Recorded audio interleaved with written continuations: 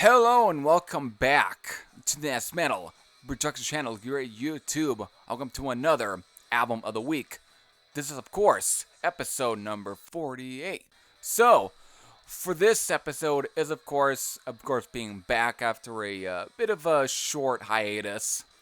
Is, of course, another anniversary alleged album. That, of course, is the sixth studio album from, of course, hard rock giants Aerosmith, titled Night In The Ruts.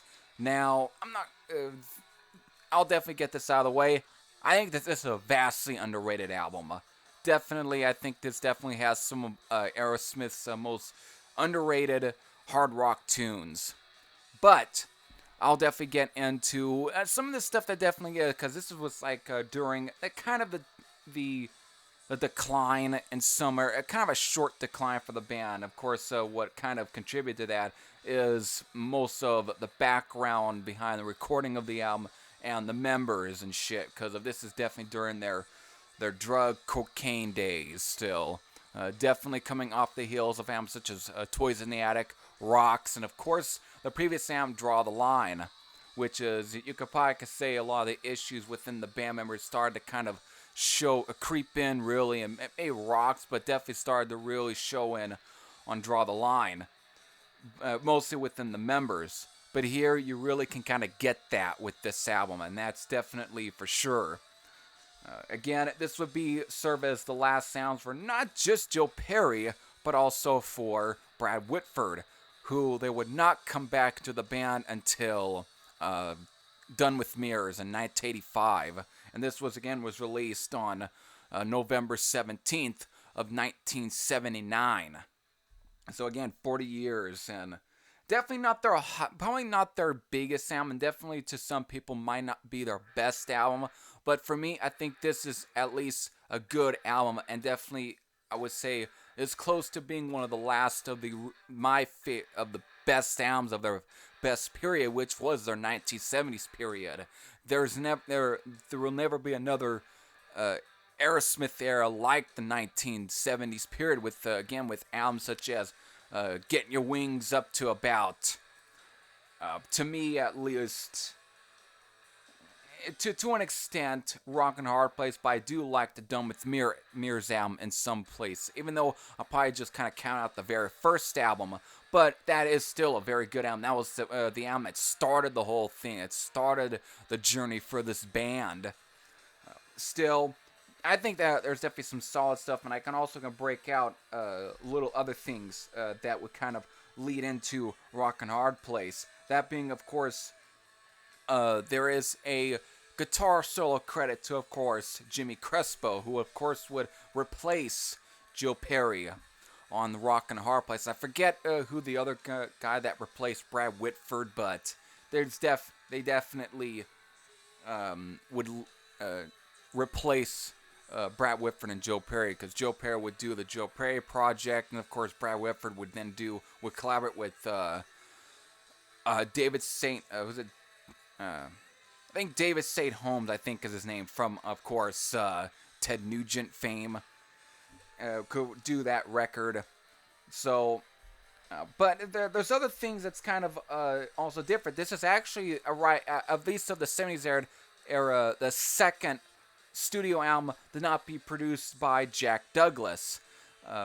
First being the self-titled debut album from 1973.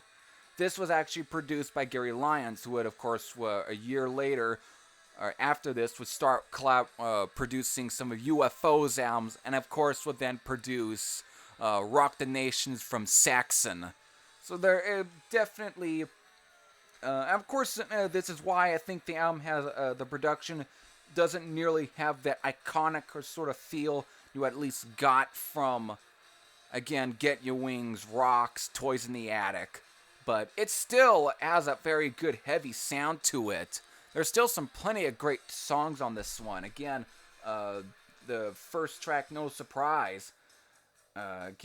Cheesecake, 3 Mile Smile, Bone to Bone, Coney Island, Whitefish Boy are all definitely great tracks. Also, there's about 3 cover songs on this one. That being Remember Walking in the Sand, which was actually, let me go on to Wikipedia here because I got the page up for this album, is a Shangri-La's cover. Of course, you got Reeferhead Woman, which is the 3rd track on here, which is actually a Jazz Gillum cover. And of course, Think About It, which is a Yardbirds cover, which is basically kind of, it's almost typical for them to pick that because of they were definitely a big influence on musicians, especially Steven Tyler for sure, who always kind of name drops most of those British 60s era rock bands anyways. So definitely showing, again, just cover tunes and stuff. Still, there's still plenty of good songs. I really can't say anything bad about this. This definitely was a solid album. It's just that it comes from the at least a part of the band's history that some people don't want to look fondly at. But I think it's a very solid, enjoyable hard rock album, and the fact that it's turned 40 this year, and of course yesterday, I think it's just great. I think it's a pretty good milestone for an album that I think deserves a bit more credit than it deserves. I mean, shit, it's a good album. To me, this is again close to the end of my favorite era of this band. Again, my favorite era is the 70s era, and to me, the last I think that was of the best, at least of that would end that good era.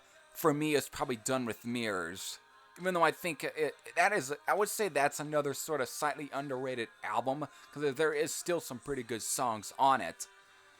But the era I'll definitely bring up that definitely introduced me to this band was, of course, the Resurgence era. Basically, starting with sounds like Perfect Vacation and Get a Grip. Those were the 2 albums that for sure that introduced me to this band, Permanent Vacation and Get a Grip. So I'm probably just jabbering on now. It's I don't want to have this go on for about a whole other hour or so. So I'm just gonna end it right here. It's a classic album. So for those that are probably a fan of this album, and since I just turned 40. You're probably going to bust this album out, probably even after me just talking about it and me just showcasing it as part of my album of the week. You're probably going to end up busting this album to either revisit them or just listen to it for old time's sake. So with that, I hope you all enjoyed. I'll definitely be back doing some more videos here this week. So until then, I hope you all enjoyed. This is Every Threat Shed Sam out. And I'll see you all later. Take care, everyone. And enjoy this, or revisit this to me, vastly underrated album from Aerosmith. Take care.